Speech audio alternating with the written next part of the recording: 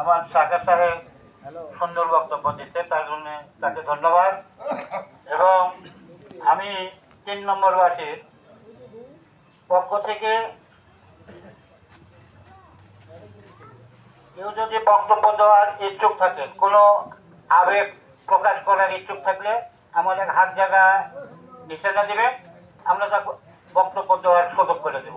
কেউ আবার মনে করেন না যে আমি কিছু বলবো, আমার তো বলার সুযোগ দেওয়া হলো না, এরকম কিছু না। আমরা এখানে বক্তা কেউ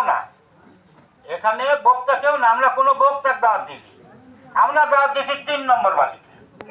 আমরা 3 নম্বর বাসী এই প্রাইমারি স্কুলে যখন ভোট সেন্টার হয়েছে এ পর্যন্ত আমরা বিএনপি ফার্স্ট হয়েছি। এই সেন্টারে যাতে আমরা ফার্স্ট থাকতে পারি, এই জন্য আমার আপনার 3 নম্বর বাসীর কাছে আমার হাতে পায়ে ধরে অনুরোধ, যাতে আমরা ঐক্যবদ্ধ হয়ে আমাদের ভুল হতে পারি, ভুলের অধিক মানুষ না, ভুল সংশোধন করে ভুল শোধন নিয়ে আমরা যাতে ঐক্যবদ্ধ হয়ে একভাবে যাতে কাজ করতে পারি, এই আশা ব্যক্ত রেখে আমি আমার বক্তব্য বলছি। এখন বক্তব্য দেবে আমার বড় ভাই মাজিদুর রহমান। সব লোক বের করে দিয়ে দুলু ভাই বলল আমার কাছে রিপোর্ট আছে ওই এলাকার খাদ আওয়ামী লীগেরা খাচ্ছে। দুলু ভাই এক কথায় জবাব দিছে যে ওই এলাকার খাদ ওই এলাকার মানুষ খাবে, কে আওয়ামী লীগ কে বিএনপি আমি চিনি না। তাহলে কি আর সুযোগ নাই কে আওয়ামী লীগ কে বিএনপি আর দুলু ভাইয়ের পতাকার তলে একত্রিত হওয়ার?